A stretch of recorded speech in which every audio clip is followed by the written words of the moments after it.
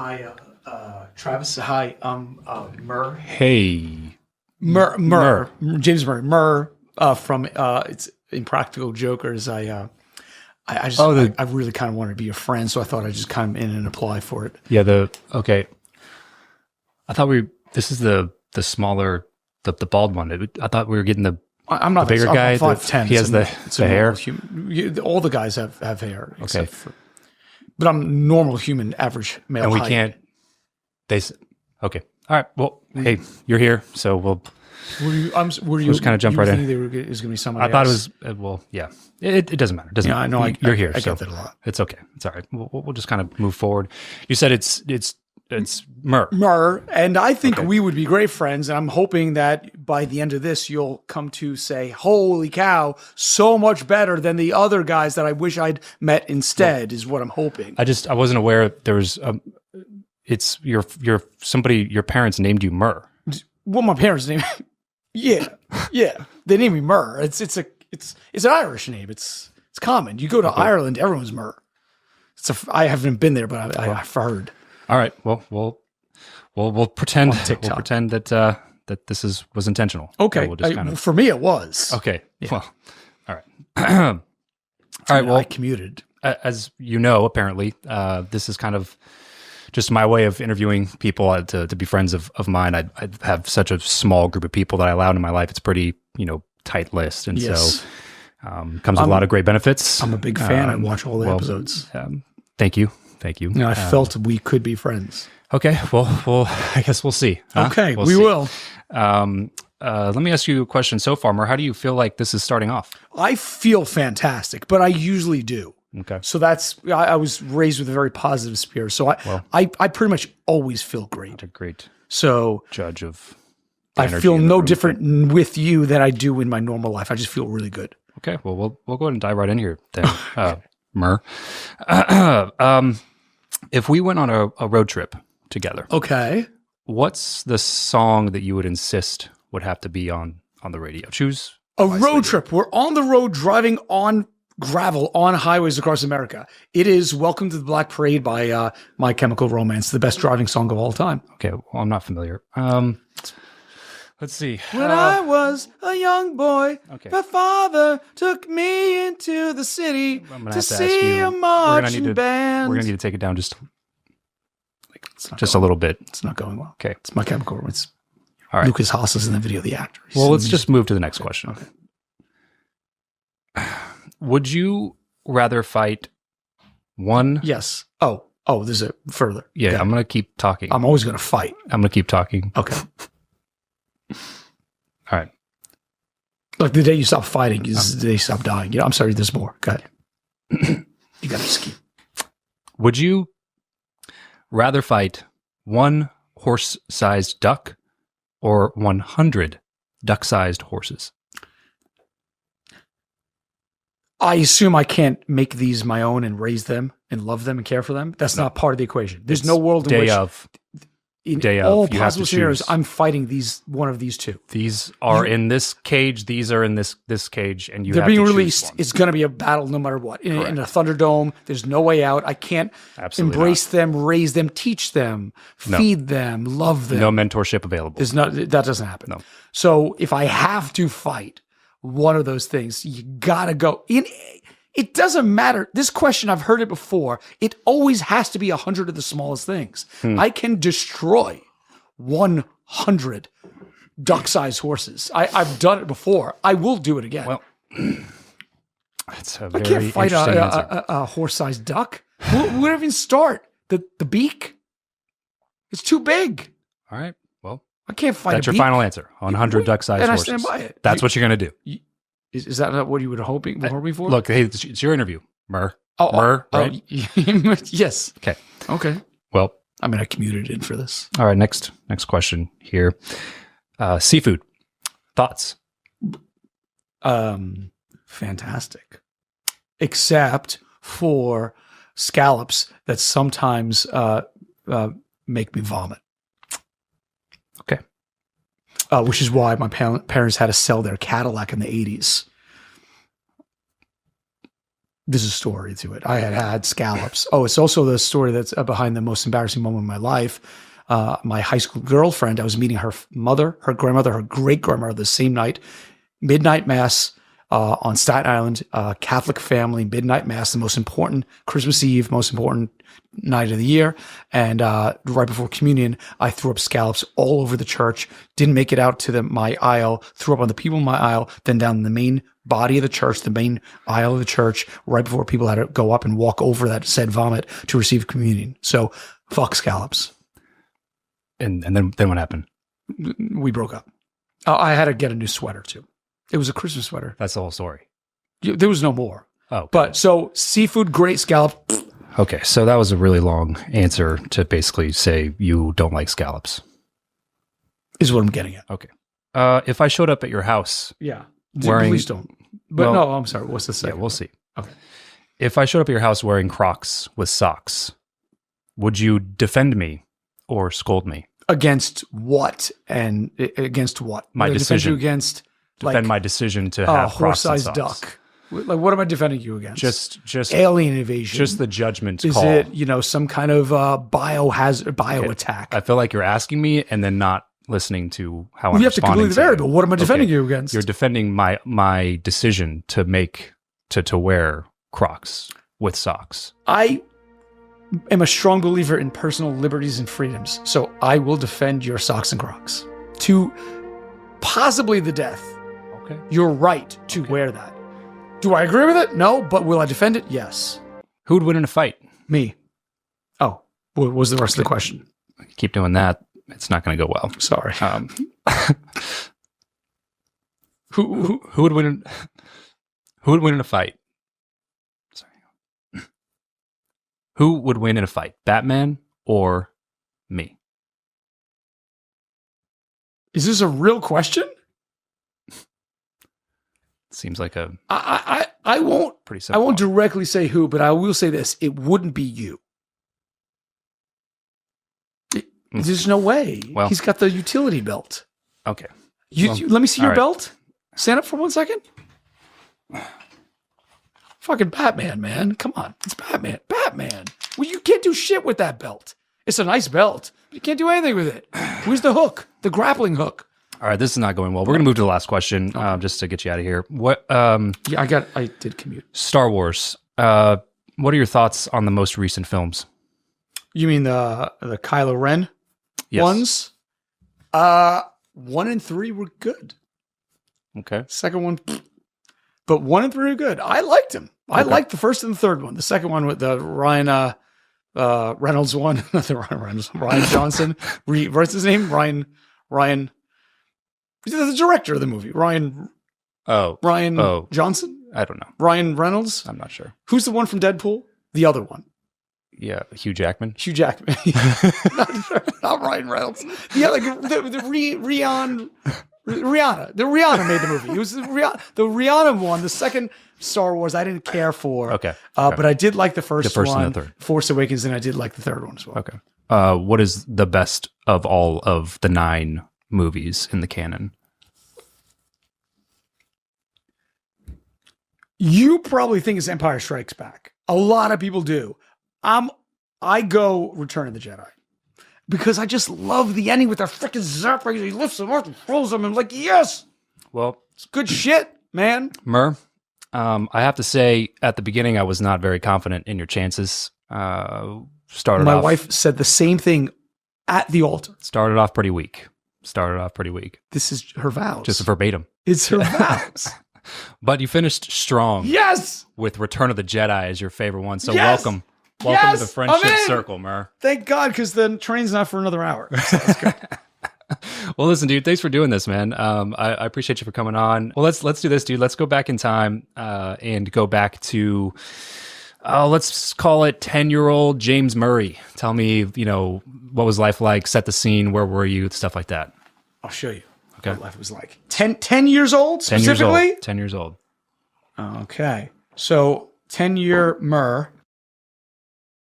had a fantastic head of hair. This was maybe 11-year-old. Oh, Murr. yes. Show Do that you to the see, camera. Can you Yeah. see that? 10-year-old Murr, just starting high school or maybe around or 8th grade or something like that. I knew I wanted to be a comedian. I knew I loved acting and performing. Really? Oh, yeah. And I loved doing the plays. How did you know? I was just an outgoing kid, and I remember in grade school and then in high school loving doing improv and the plays, the musicals. And So you were super popular. I was pretty popular. Okay. I was a good So kid. you made people laugh. Yeah, I made people laugh. I wasn't like this super artsy, The nerdy arts kid. No. Yeah. No, I was fairly popular. Okay. You know? Okay. Things were going well. Plus things you had went a well. full head of hair. Yeah, and you can't beat the hair. Oh, you got good hair. How old are you? 32. It's Starting starting to go back. It's starting. But Yeah, bend down for a second? Yeah, if you look. Oh, yeah. The crown. I hear You is or what me, it's my called. friends. That's Yeah. what I look like at 32. Oh no. Yeah. Well, thanks a lot for that. There you go. Just to peer into What my do friends future. do? We're honest with each other. Hey, you know you're what? straight up fucked. That's Sorry. Am I allowed to curse? I don't know. yeah, you're good. Okay, so but you always knew from a young age that you wanted to be. I knew I acting, loved performing, comedy. yeah, for sure. But I never thought I could do it. I was gonna say, did you know that it was an option as a career? No. My father was a business guy, worked as a stockbroker, did not understand that part of my And you're personality. in New Jersey, New York area. We grew up, all the guys, and I grew up in Staten Island. And Staten then, Island. yeah. So, no, he certainly didn't understand that path because it just doesn't work for so many people, you know? And there's no book on it. There's no book on how to succeed in entertainment because everyone's path is different and ultimately has to be your own. So, and you guys, I mean, proved that to the nth degree. Yeah, like you literally carved out your own. I'm sure thing. Gatto talked about this when he was on the show, but yeah, I mean, gosh, I'm sure he said things along the lines of "we failed more than we succeeded in life." You know, right. It wasn't until like I remember my father the first time he said he was like proud of what I was doing as a career. The guys and I were on tour. I don't know. We'd sold out Madison Square Garden. Oh wow! Right, which was like the 7th comedian back then in history to ever do it. And we go backstage. And my parents are there. My father goes, I might have been wrong about the TV show and the tour. I was like, that's the most you get from an Irish businessman father. I was like, I'll take it, Dad. I love you too. That's hilarious. Selling out Madison Square Garden. He's like, not, all right, not maybe. getting the show, like not actually being No, when we got the successful show, with he's career. like, don't quit your job. Yeah, I was yeah. like, all right. Yeah. Which, to be fair, was probably solid advice for the first season. Sure, because you have no of idea it's going course, to get picked of up and course. stuff. Yeah. You were all freshmen when you met? Yeah, Or- first day of high school. First day of high school. I mean, first day. Really? Yeah. Was it like just kind of an immediate, like these are my Yeah, people I mean, type it's an of a thing? all-boys Catholic high school, you know what I mean? So and it was a small school, like our class was only like 200 kids or whatever, so just within minutes, everyone knew each other, Yeah. and everyone was screwing around, being jerks. In high school, were you guys all kind of putting together like improv nights or trying to put your heads together on how we could potentially actually make a career doing this? Or were you like it wasn't thinking like about that. college or whatever? Yeah, it wasn't like that. Our high school had a really good improv group. Oh, really? And so they used to put up their shows like 4 times a year, and we were all part of it, So by the senior year, I mean, the 4 of us were on stage together, literally. How many people were in the improv group? There was like 30, 40, That's pretty crazy. It was a big group because they tried to get there. It was also the only way to meet girls. We went to an all boys school, so the only way to meet girls is to do the plays or because you didn't get to meet them doing sports, you didn't get to meet them doing any of the clubs. You could only meet girls from our sister schools by doing plays or improv. Oh, you would do them together. Yeah, you do the like, plays or the because improv half together. the cast is female, right? So, Gotcha. So they bring in the girls from the other schools that are connected to our That's the school. move. That's and the it was. I was about to say a joke. I can't say a joke.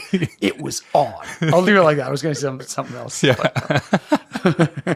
Yeah. If you want to motivate a bunch of young boys, that's it. Give them a reason to go get around a bunch of girls. The cameras don't get our feet, right? My shoes are not on. Oh yeah. Okay. I took my shoes off hours ago. Good. Yeah. So college, was that something on the radar for you? Were you thinking like, I got to go the traditional path? I got to go get my, business degree or whatever?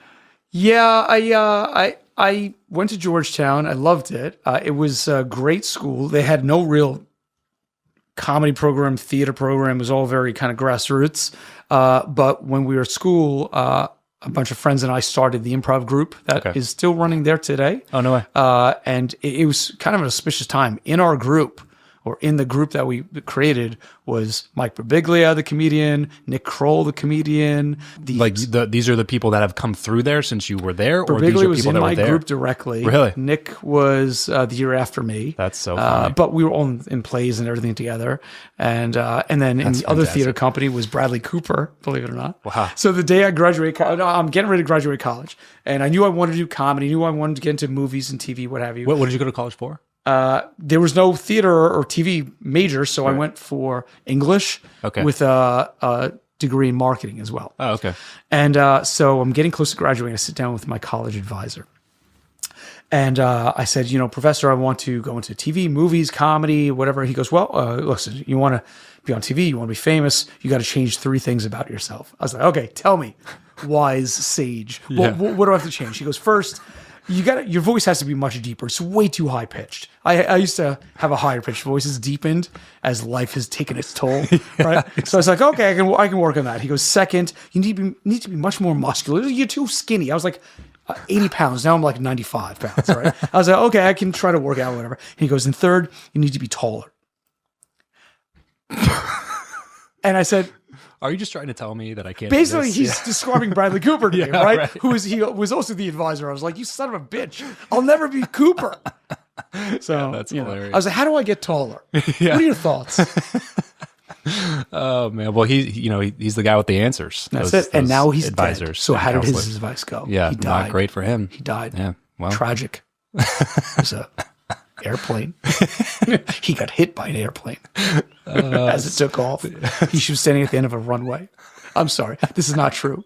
Strike that last part. Not true. My professor in college did not stand at the end of a runway in St. Martin and get hit by an airplane. But he is no longer with us. I assume. Oh, okay. I don't know. He's dead. He's dead to me. As soon as you walked out of that room. Yeah. Did you have when you're in those types of circumstances and you're seeing people around you like Birbiglia or Nick Kroll or Bradley Cooper, do you think at that time like these people are going to go on to do awesome things because they're that talented or they're just really, really good at this? Or are you just all just kind of like, hey, good luck out there?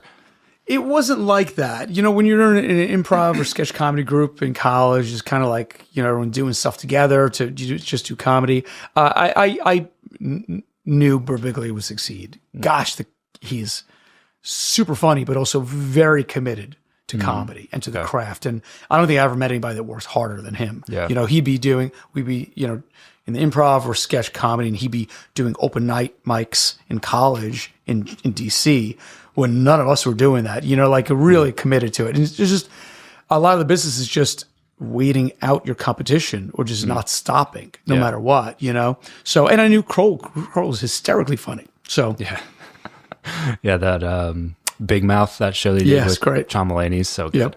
So many projects that he's done that are just like, whenever he's a part of a project, I'm like, I'll watch it. It was such a weird time because it wasn't a comedy school, certainly wasn't an entertainment school, but something happened in those couple of years where it's just all these comics and performers that are now well known just were all in the same kind of time frame together. It's pretty wild. So what did you do right after college? I had an idea. I was like, you know what? I'm going to make a movie. I want to be a director because I didn't think I would succeed as an actor. Because look at me, I'm not, the hair's gone. According to your college professor, you definitely weren't. Yeah, right. So I also don't think I had the courage to do that route. I couldn't audition. I couldn't, my headshots sucked. I was like, I'm going up against superstars. I'm going up against people like Bradley Cooper that are just much better looking and can hit a note and can do this and can dance. And I was like, I don't have any of those skills, but I'm funny and I'm smart and I'm good at marketing. He's like, I knew I'm a good salesperson. So I was like, well, I got to do something different. So I was like, well, maybe it probably goes back to pleasing your father ultimately. He's like, you can't go to he would have died if I was commuting into the city to go on auditions and waiting in hallways trying to do monologues. He'd be like, what the fuck are you doing? And I wouldn't have gotten anything. I wouldn't have because that's not my skill set. I have different skills. Yeah. My skills are sales and smarts and I don't know, and not stopping. Well, it's kind of part of the creative path, though, right? Is I think so. I think it's part of being a creative. I think so. Not just fitting into a box that people think you should be as a creative. Yeah. It's like, well, I want to be, creative. I want to do films, and it's like, well, you got to go audition, do your headshots, and it's like, yeah, sure, maybe some people want to do that, but if that's not a path that I feel like I can be successful in, there's probably another way to do it. Yeah, and maybe I should examine. I didn't even ways. try, man. I tried like once or twice. I was like, fuck this. I'm not going to get it. I'm not going to get anything. I'm not going to be discovered. Yeah. It just doesn't happen like that for somebody like me. That's kind of, you know, just a decent looking guy, but not great looking guy. I'm not built anything like that. Yeah, I was like, to hell with that. Let's do something different. I said, let me try to make a movie. So my father's like, you graduate college, congrats. I'm going to buy you a cheap little car as a like graduation gift. I said, Dad, save the money for the car. I want to make a movie instead. And he goes, what? I was like, come on, it's the same amount of money, blah, blah, blah. Give me the couple $1,000s, I'll make the movie. And I did. I should have taken the damn car because the movie sucked. I quickly learned I'm not a good director. Did you either. Write a script or something? Yeah, or, I should have taken a year longer to write the script, to finish the script, and then should have taken that script and burned it. And then never made it, right? Because, you know, my first real job in the business was I worked into TV development. I did it for 10 years, and I rose up to be like the SVP of the company that still to this day makes Impractical Jokers. But my first senior executive producer? Senior VP of development. Okay. Right. Oh, SVP. So, got it. Yeah. So my first boss at the company, she was very sharp, very good. And she said she would make me come into the office every Friday and pitch 25 new TV show ideas. Wow. Every Friday, I had to pitch 25 new shows. So you work for the production company. Yeah. And your job was to come up with ideas? Sell TV shows. Okay. Yeah. And I did it for 10 years. And her logic was sound. I stand by it. Like the logic is this. The first 1,000 ideas you have been done, are being done, or were ordered a year and a half ago, or are shit ideas that are most often pitched ideas. It's your 1,001th idea that is truly a combination that's never been put together, that connects a great idea with great talent and a good deck and a sales tape or what have you, and you get to market, and you have the connections to get to market to the business leaders that can make the decisions, to the higher ups of the network that will buy it from you. It takes years to get that. Were any of the shows that you were pitching at that time put into production? Yeah, some. I sold lots of shows. Some were good, some were terrible. My first show I sold at the company was a show about, it got renamed. I called it Impassable. They got renamed Snowmen. Okay. It was about the plow truck drivers on the most dangerous roads in North America, outside of Salt Lake City, in the ski towns of Alta and Snowbird. They're literally the most avalanche-prone roads in America. So intense that this is the only Department of Transportation in America that has permission from the government, the U.S. government. They're the only DOT that buys World War II ordnance from the government. And they have howitzer cannons set up over the roads to cause man-made avalanches. Like once a week, they shoot real missiles from World War II over the towns into the neighboring mountainside to mitigate avalanche risk, to cause man-made avalanches that are controlled so it doesn't just come down and take out the whole town. And they in history, they've screwed up many times where a missile goes errant and goes through somebody's house, or, you know, it's wild shit. I'm like, this is a great TV show, you know? So we did a season for that for, I think it ended up airing on TLC. So mostly reality. All reality. It was a reality company, you know? Okay. I sold lots of shows in the tough guy space, in the wedding space, in the paranormal space over the years. And then the guys and I created Jokers. This was kind of your quote unquote day job, but it got you into the business to understand the ins and outs. Yep. But in your off time, you guys are doing improv together, right? At that point, we had stopped doing shows. Okay. We had done a lot of sketches and did well on YouTube when it first came around, like 2006 and 2007. And but we had done a pilot. I'm sure you heard of this from Gatto, but we did a pilot for Spike TV, a sketch comedy show about our life. Didn't go to series. Then we did a pilot for A&E. I sold like an improv comedy show. Shot a pilot. Didn't go to series. And then so Jokers came about because I was getting drinks with lots of networks and execs and lunches and things like that. And they were all asking for a hidden camera again, like a few different networks, because Punk'd had just come back on the air with Justin Bieber and what have you. And all the networks were like, what can we do that's different in the hidden camera space? How do you make it different or unusual? And so the guys and I got together at Gatto and I's apartment. We were living downtown together. And I was like, I can sell a hidden camera show. What's our idea? And we came up with the idea for Jokers. And that's it. Gatto and I shot the sales tape, edited it together. I wrote the deck for it, set up the meetings through my job. And when you say shot a sales tape, is this like almost like a pilot? Like you went out and actually did some No, stuff? just a couple minutes. It Okay, was just like 3-4 pitching. minutes long. Yeah, we just shot it on our cell phones, cut it together, and that's the sales tape we presented in the room along with the deck for the show. And the guys are really good in pitch meetings. You know, I think that Well, you have like you've been actual friends for that's so what helps. long. Like you can't engineer the type of rapport that you guys have with each other. We're at the point where we're like in our mid-30s. Like Yeah. at that point, we didn't give a fuck anymore. Right, You know what I mean? Like What we were all all the had other guys? jobs. What were all the other guys doing? Sal owned a bar in Staten Island. Q was a fireman. He was FDNY. Joe was a salesman at a baby furniture. Oh, that's right. A company. So we all had jobs, you know. Yeah. So when you're at that stage of your life where you don't give an F anymore Yeah. about anything, it puts you in a really good position. That's the best position to be in. Yeah, because you realize a pitch meeting is not about the idea; it's about the people. It's about the bullshit that happens before you even get to the idea. Right. Because the person so much wants to work with you because it's just you don't care. And Right. It's just fun and a normal person. You know. Yeah. Do you think you would have had those insights had you not been working there for the past 8-9 years? At that point? No. Yeah. No, I think it would have partly been the same because the guys and I were all good friends. The chemistry would have been there. Sure. I think we are also from Staten Island, from a different generation of the growing up in the 80s and 90s where, I don't know, it's just a different time, you know? Yeah. And we were at the age where we all kind of had a little bit of a chip on our shoulder in a good way, meaning like we had an edge to us that was like, we don't give a shit about anything. Exactly. You know? I feel like when you get to your mid-30s, it's kind of the point in your life where you start you spent enough time with yourself to really get to know who you are and be comfortable being that version of you.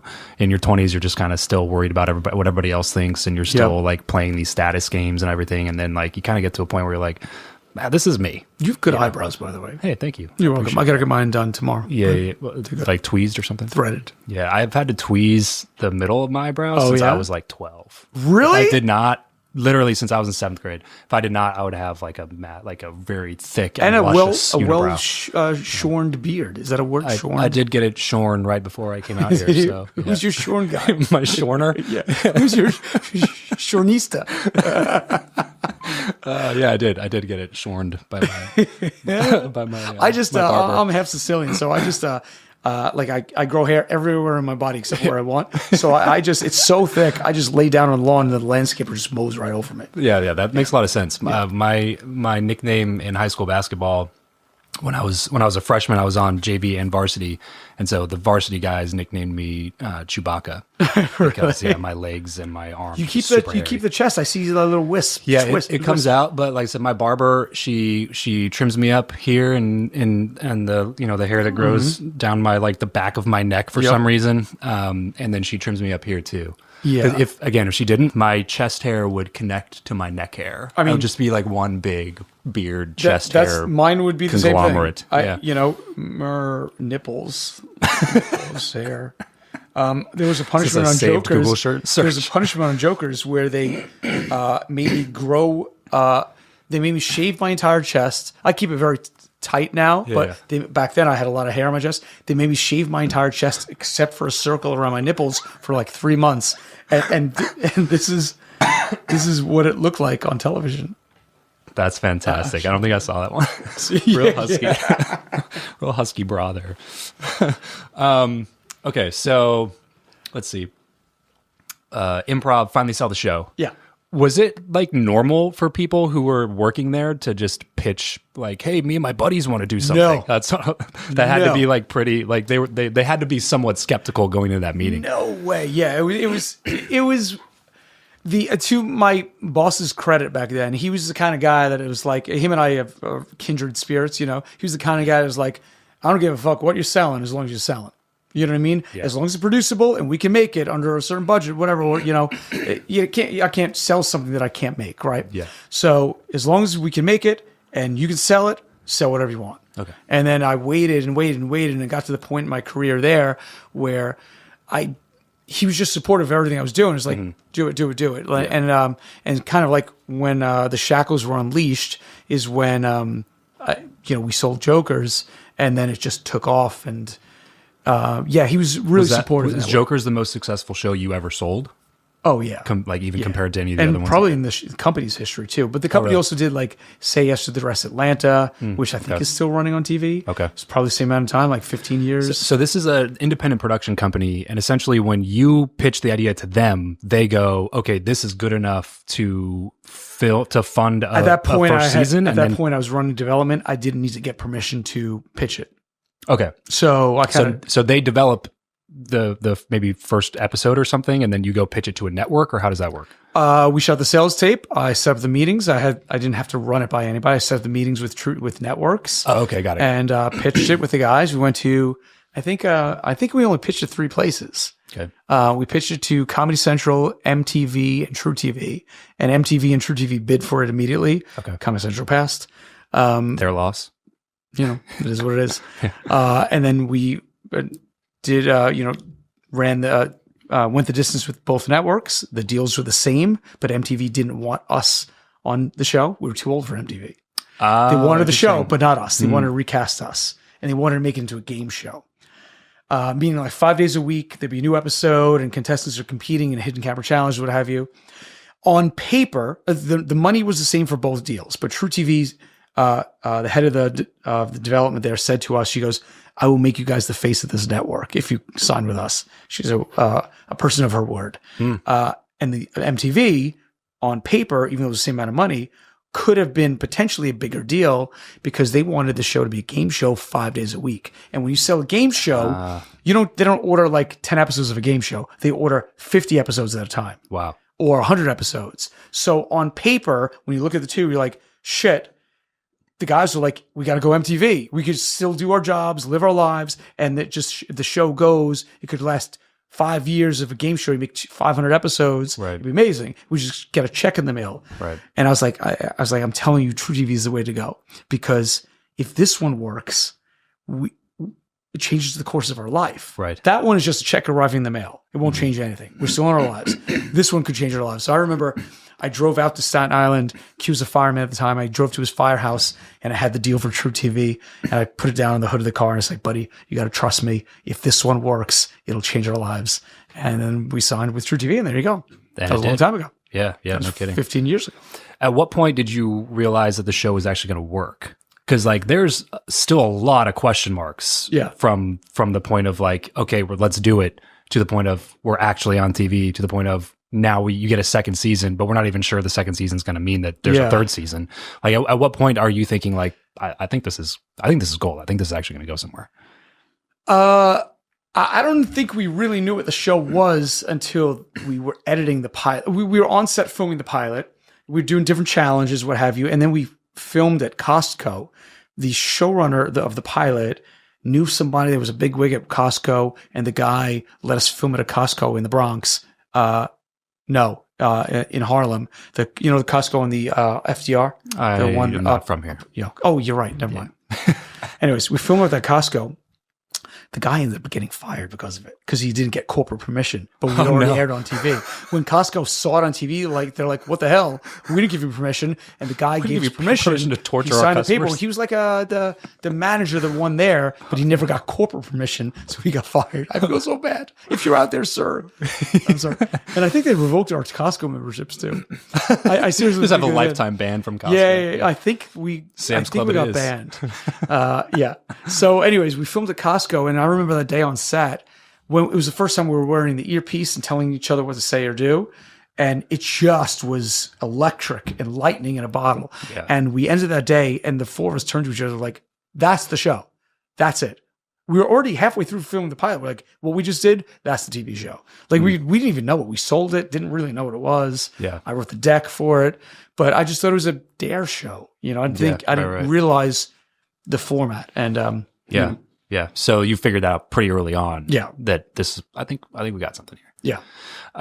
When you guys are filming and starting to make all this stuff together, is this kind of the first time that you've been kind of back together doing stuff, or like, how are you keeping in touch during this time? Sure. I would say, our lives got thrust back together, but we'd done other shows. Like we shot the pilot for Spike TV. We were, and we should release that at some point. You shot a pilot for Spike TV? Spike TV, a sketch comedy show about us, our group. Oh, really? Yeah. I didn't know that. And then I shot an improv comedy show That'd for be A&E, great pilot. to throw that out there. I don't think we're allowed to release it. Who cares anymore at this point? But I don't know if I don't know if we would want to release it. It's hit or miss. Some of the jokes probably are dated.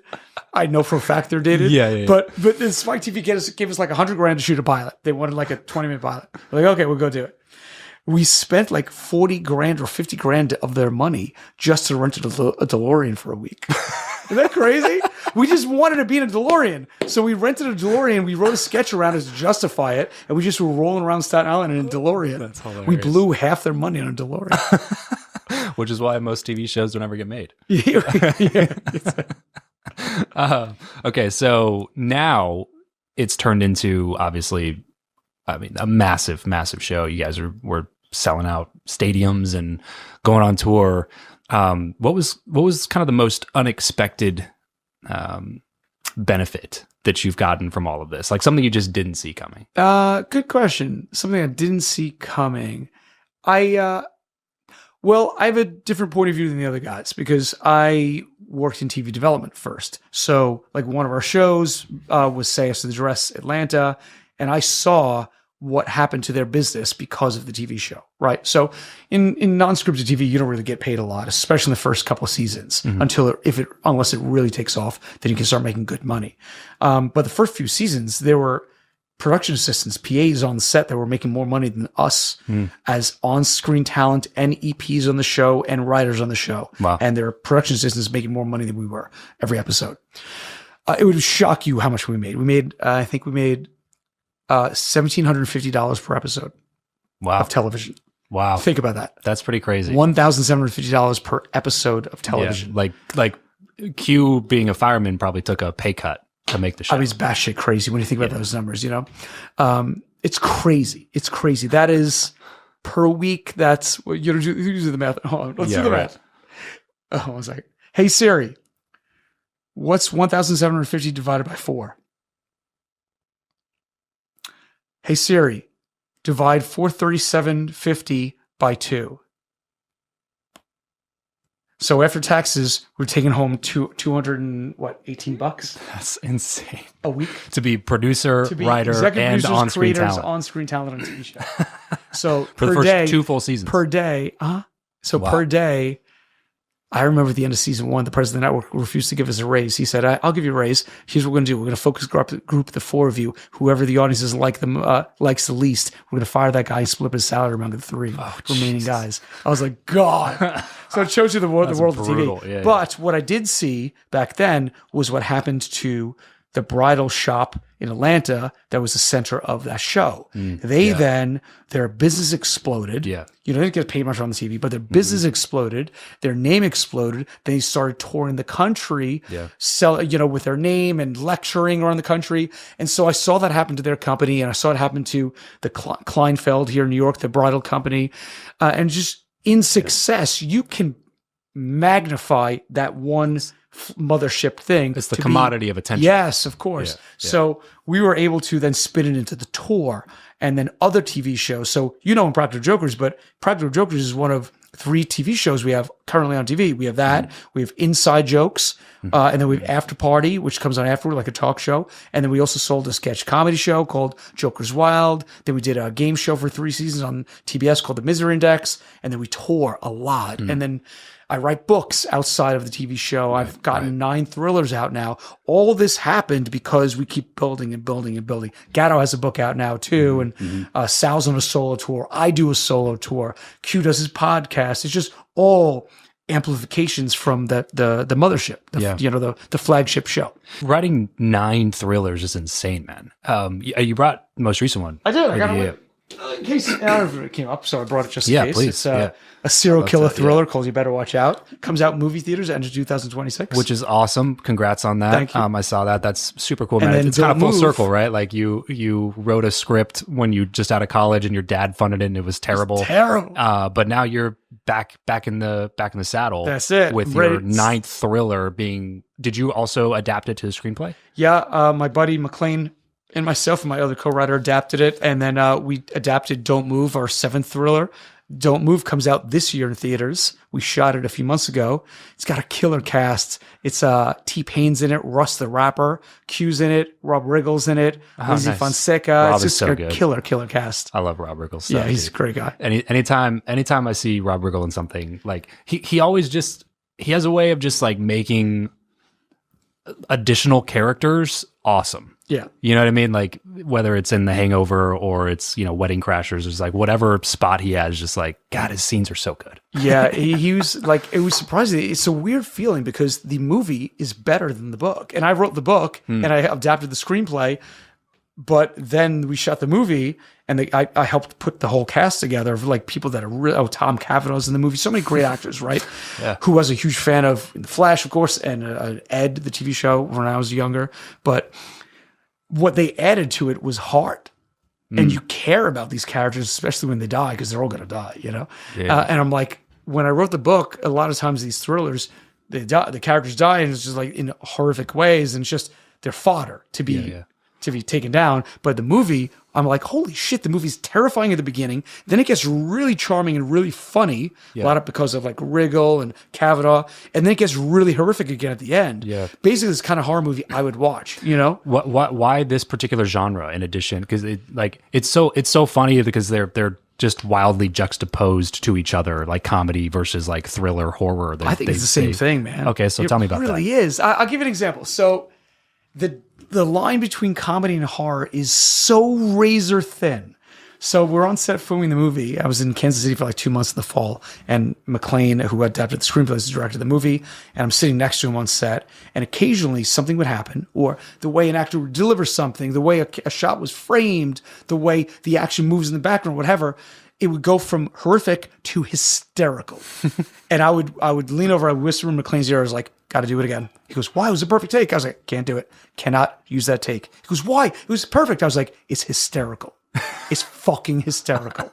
I'll give you an example. Oh, please so do. At the end of Don't Move, Tom Cavanaugh is in the cave. He's been, the creatures attacked him. His legs are chewed off, whatever, and he's barely alive. And in one final act of defiance, when the creatures are approaching him, he talks to our other lead character who lives. And she lies to him and says that his daughter's safe. She made it out of the cave. She didn't. She's dead behind him, but he can't see because she's kind of cocooned in this, whatever. So as a final act of defiance, when the creature's coming toward him to finish his job, he has, they're hiking in the woods. He has these walking sticks that, these short, that are collapsible. And he pulls them out from the cocoon and he makes the sign of the cross, right? As a final, he's the pastor, final act of defiance. F you, the Lord is going to take care of me. Should be a powerful moment.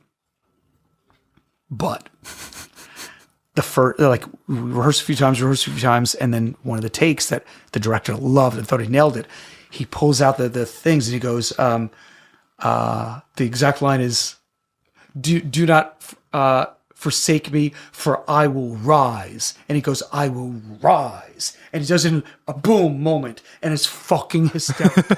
It's so funny because he's got no legs. Right. He's in a cocoon. You know what I mean? Rather than just like trembling like this, he's like, bam. Yeah. And I was like, Mac, we got to do it again. You got to do it again. I howled laughing. So you know what I mean? Like it's just little things. The tiniest things are. It's just so razor thin. Yeah. What is the expression? Comedy is just horror plus time. Right? So, like gosh, for me, it's no different. And it's no different because it's just another expression of creativity, and imagination. Yeah. So whether I'm doing something on Impractical Jokers or writing a thriller or writing a screenplay or selling it or what have you, it's just fun and imagination. It's all good. Yeah. If you're setting up, movie night, you and a couple buddies, whatever, what particular genre are you selecting most of the time? Is it really? Oh, almost every time. Really? Like my perfect night is, we open up a bottle of maybe Black Barrel, Jameson Black Barrel something. There you go. Yeah. And we pop on Aliens, and we freaking, that's a great night. That's so funny, man. I just never thought of it like that. That's why I appreciate that answer. To like, when you really think about it, though, it's very true. Like the line is pretty blurred. Sometimes. Like, and isn't it just all about affecting people in one way or the other? Whether the effect might be. Maybe it's laughter, maybe it's tears, maybe it's terror. It's still just escapism, making people forget about the horrors of the real world and for a moment be pulled into your universe, whether it be fun and comedy and light, or whether it be scary and bone tingling and chilling and tingling, or whether it be heartfelt and teary. It's just affecting people. Yeah. So you are now president of Impractical Productions, or yes, sir. Okay. So tell me a little bit about some of the stuff that you're developing right now. I know we mentioned before we hit the record button on this that you guys are developing a new show, something about friend making or something. Oh yeah, it's an idea we're actually pitching. It's similar to you. I approach it differently. Like, this is so cool how you do this show.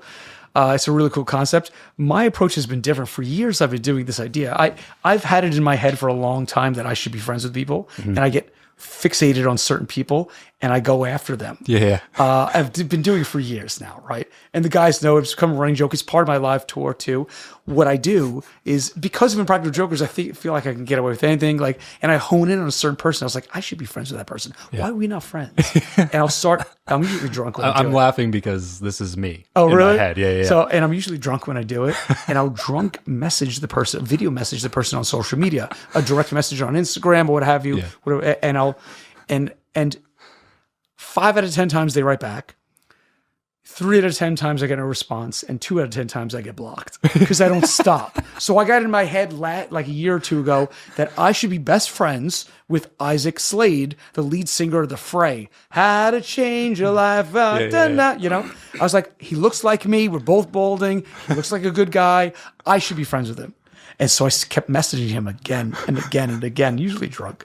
And eventually he blocked me. But sometimes it works. Yeah. So I drunk DMs T-Pain. Well, we're actually besties, so... What? Yeah. No, you're not. I'm just kidding. Yeah. I told you friendship is exclusive. Okay. Yeah. I drunk DMs T-Pain. And found out he's a massive fan. And now him and I are dear friends, and he was in the movie. Yeah. Don't Move, But then I drunk DM'd Mark McGrath, Sugar Ray, Yep. And that didn't work out in the long run for me either. But sometimes it works out, sometimes it doesn't. Some people just don't pass the vibe check. The TV show is about that, about me on a quest. So it's like a scripted. No, TV reality. Show. Oh, reality. Okay. Yeah, it's a mixture of hidden camera and reality. Okay. Without going too much into more detail, it's hidden camera reality Nice. of me befriending people that don't realize that we should be best friends. Okay, so are you guys Mine has a more comedic, slightly horrific angle to it. I'll explain to you later. I would love to hear it. Yeah, I'm super interested in that. Yours is a proper setting. You're actually making real friends with people. Mine could be scarring emotionally, how I'm going to befriend people. Dude. But it'd be funny. You're putting that 6 degrees of Kevin Bacon to the That's test. it. You know what I mean? Yeah. That was kind of the original idea with the show. Like when I started 7 years ago, was like, I wanted to see how many touch points it would take to get me in contact with somebody who seemed impossible to get in contact There's with. no one's impossible. Yeah, right. That was the realization that I came to. What is yeah, of course, man. Like you know every person on this planet you could meet within 3 connections. Yeah, for sure. Yeah, especially now. Yeah. With the online just makes it so much easier. Sure. Like you'd be surprised. I mean, you wouldn't be surprised, but people would be surprised in general. Even though I don't have a show like Impractical Jokers, how many people respond to my social media DMs? Yep. Like it's just sometimes you're not willing to take the shot on goal. You're not willing to step up and swing the bat and see. And sometimes it does not work out. And most of the time you get ignored. But like every once in a while you get a response from somebody that you're like, holy shit, I'm DMing so and so right now. I remember it was season 1. Literally only the first 2 or 3 episodes of Jokers had aired. And the guys and I are on Staten Island. I don't know what we're doing. And an email comes into our collective email account for the comedy troupe we had. And the email was from John Mayer. And it says, guys, just wanted to let you know this is the funniest TV show I've ever heard of, ever seen. I've watched every episode so far. We're in season 1. It's only been out on TV for like 3-4 weeks. And then he threatened to sue us because we shot a well-known John Mayer sketch years ago, and we put it on YouTube, and it was really funny. He threatened to sue us. It was a joke. Yeah. He got the joke, right? And we see the email. We're like, this is not real. We've been on TV. That has to be your We've been on first TV instinct. 4 weeks. Right. It's not real. And so we wrote him back asking for proof of life. And a minute later, an email comes in with him holding up our picture, with his phone, whatever. And we scream, whatever. He was our first celebrity friend. That's awesome. So And that's he's a pretty good one to have. He's a great one to have. Yeah. And it came full circle. He was on the show punishing me 2 seasons ago. That's hilarious. Talk about talented, dude. Yeah. That dude's insane. Yep. And good looking. Tall, I too. was going to say, he's got, some people it's like, come on. He's that's the Bradley not, it's Cooper not of fair. music. I was going to say, you talk about Bradley Cooper, which I'm like, sometimes it's like, okay, well, you're not allowed to be funny and that good looking and smart and that talented and have a good voice And also and be tall. really good comedian. God, John Mayer? He's been on Jokers. Oh, we gave him a whole episode. He's in the whole episode of Jokers. Really? I did not and see he that punishes me. I gotta send you the link. It's so funny. I'll definitely watch that. Yeah, it's really great. That's so funny, dude. So of all the things that you have done and continue to do, writing thrillers, now sitting in, adapting to screenplays, producing movies, television, improv, comedy, like all the different hats that you've kind of worn, is there one of those outputs that you enjoy the most? Like that barring how successful it might be or, how many people end up watching it, what do you get the most enjoyment from? It's hard to rate anything against the TV show.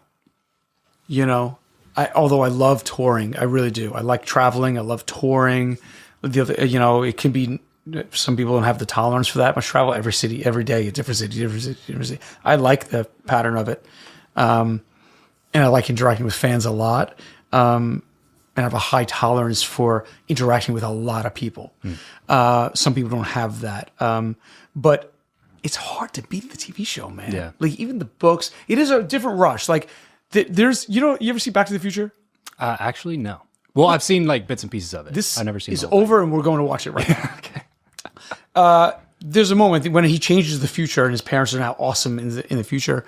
At the end, I'm not giving anything away. It's spoilers. It's been out for 40 years. I'm familiar with the movie. So at the end, the father, his dad has written a book, and there's the moment at the end where they open the front door, and there's a box, and he opens up the box, and his first novel is there, printed, and he gets to see, in your contract with the publisher, you get 25 or 50 copies, and it arrives to your house like 3 weeks before the book comes out in stores or a month before, and it's freaking awesome, man. It's a huge rush, because it takes a year and a half to get a book done and out, and from the creation of the idea to pitching it to selling it to writing it, then to get it physically made takes 6 months to print the books and go out to stores. It's a year and a half process, right? Yeah. So then when that day arrives, that's cool as shit. It is a huge rush of adrenaline, just like being on stage, just like making a movie, just like being on tour. But it still is really hard to beat the TV show, because it's not always like this. But when the TV show hits, it freaking hits, man. It fills a full double over crying laughter. It's just indescribable, and it has that potential. Friends. Yeah, and like we did something. It hasn't. Did it air yet? I don't know if it's aired yet. It might not have aired yet on TV. It might be. We're back on the air for new episodes now. It might be later this season. But God, it's funny. It's so simple. It was a situation like this where there's a camera, Sal's in the room, there's a real reporter interviewing people, and they get a random New Yorker from the street. It's part of a New York doc or what have you. The person comes in, doesn't realize they're on Impractical Jokers, and there's all a fake documentary for a fake movie. But it's a real reporter. They recognize the woman. They recognize her from CNN, what have you. And she's there, but she's in cahoots with us. And Sal's there sitting on his chair. He's got a microphone. He's sitting proper. He's locked in place, and the cameras are on him. And the mark is there as well, mic'd up and everything. And they're answering questions. What Sal didn't know is that before his interview, there was, just like this room, there was a pipe above his chair. Okay. And we rigged the pipe to drip a single drop whenever I hit a button, and it dropped right on the back of his shoulder. And whenever I wanted during his 20-minute interview, I just hit drip, drip, drip, and you watched a grown man fall apart. It was so fucking funny. He was drenched by the end and could not focus, and the whole interview got derailed. And he had no clue it came from me, right? Shit like that, man. It's just so pure and simple and funny. And it doesn't matter where in the world you are, what language you speak, what ethnicity you are, what age you are, what race you are, what political affiliation you are, what sports team you're a fan of. It doesn't matter anything that people used to divide ourselves in this day and age. It brings everyone together. It's just funny, man. It's and I was hunched over with laughter, with tears. So it's unbeatable. You know, when it works, it's unbeatable. Yeah. Well, listen, man, I want to get you out of here. Be respectful of your time. The show exists because we are trying to fight kind of some of this loneliness epidemic that's been hitting, everybody. And I think a lot of people are feeling it these days. We're lonelier than we've ever been, which is ironic because we're also the most technically connected that we've ever been. What are some ways that you try to, deepen or further the friendships in your life? Good question. Go back to my motivation plan. Gatto and I used to put that in our motivation plan, get strong, form stronger connections with our good friends. Yeah. I think you reach an age where the great culling of friends, as they say, where you hone in on your key friends, right? Yeah. The truly the lifelong ones. You let go of the legacy friends from back in the day, and you start choosing them. Those early friends, the ones you're put together with by zip code, by church, by school, by neighborhood, what have you. And then as you get older, you lose half those friends. You let them go, and then you hone in on the ones that are most important. I went through that in my 30s and early 40s. Now I'm really love my group of friends around me, my support system. I don't know, surround yourself with good people that believe in you and that build you up. Don't talk don't say. They're still real. You know what I'm saying? They're not like blowing you up, like you blowing your ish up, so to speak. But they support you no matter what you want to do. You know, surround yourself with good people. Treat them like you want to be treated, and you'll be great. If the rest of the Jokers were applying to be your friend, which one would be rejected, and why? They would all be accepted. I would find enough room to accept them all. Here's what I would do. I would focus group which one of them the people like least. And I would split his salary. And I would take their salary. Yeah, exactly. No, they would all pass.